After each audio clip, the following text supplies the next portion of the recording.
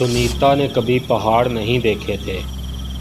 रोहन से शादी के बाद वो पहली बार पहाड़ देखने जा रही थी।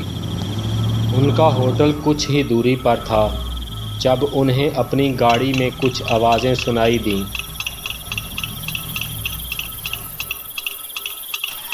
एक सुनसान सा रास्ता था कि ख़त्म ही नहीं हो रहा था।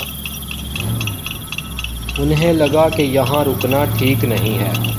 गाड़ी को किसी तरह धीरे धीरे होटल तक ले जाते हैं। जब वो धीरे धीरे मंजिल की तरफ जा रहे थे तो उन्हें कोई और भी देख रहा था, जो ना तो कोई इंसान दिखता था और ना ही कोई जानवर।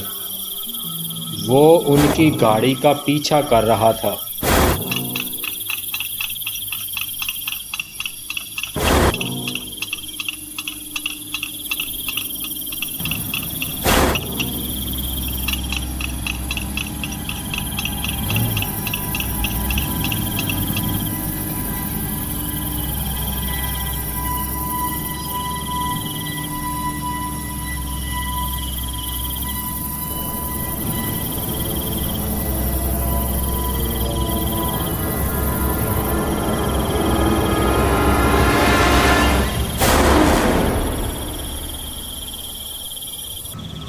जिप बंद करने के बाद जब रोहन पीछे मुड़ा तो उसने देखा कि सुनीता वहाँ थी ही नहीं। रोहन को अपने पास में से किसी के भागने की आवाज़ सुनाई दी।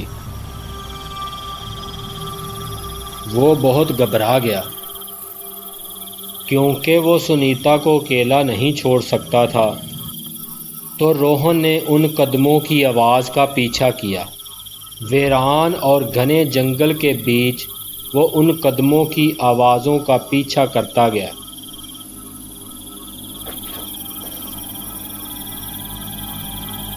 वो आवाज़ें कुछ मिनटों के बाद बंद हो गईं और वहाँ कोई भी नहीं था। उसने इधर उधर देखा और आगे बढ़ गया। फिर उसे कहीं दूर से एक चीख सुनाई दी।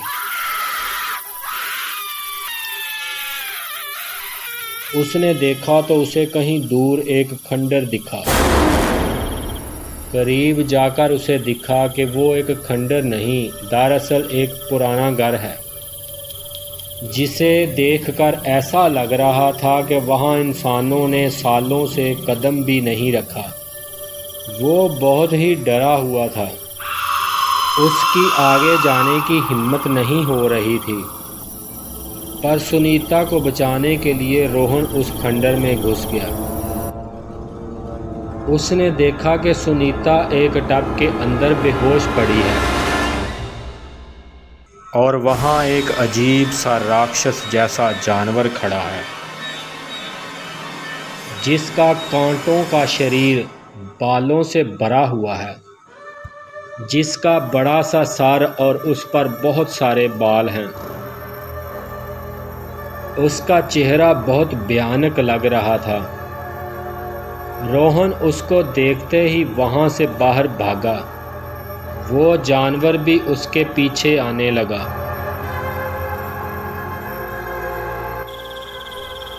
रोहन भागता गया। वो इस कदर डरा हुआ था कि उसे पता ही न चला कि वो कब एक नहर में गिर पड़ा और डूबने लगा। उसे लग रहा था कि कोई उसे अंदर खींच रहा है। थोड़ी ही देर में वो पानी में डूब गया और वो खुद को बचा ना सका। दूसरी तरफ सुनीता जब होश में आती है तो वो राक्षस चाकू के साथ उसके सामने खड़ा था। सुनीता की तो जान ही निकल जाती है और आवाज़ गले में ही अटक जाती है।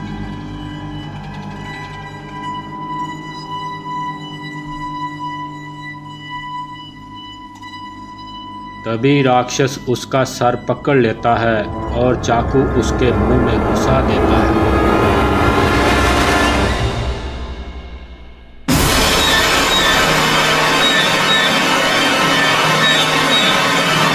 और मालूम नहीं, शायद किसी दूसरे शिकार के लिए चला गया।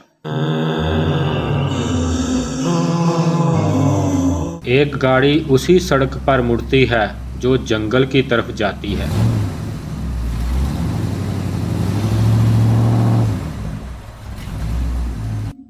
उधर अरे सुनीता शायद जिंदा थी।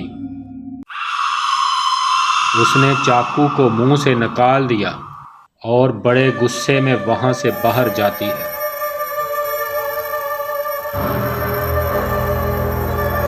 ये शायद जानती है कि ये क्या हो रहा है। फिर सुनीता भी उसी सड़क पर उसी जगह खड़ी थी।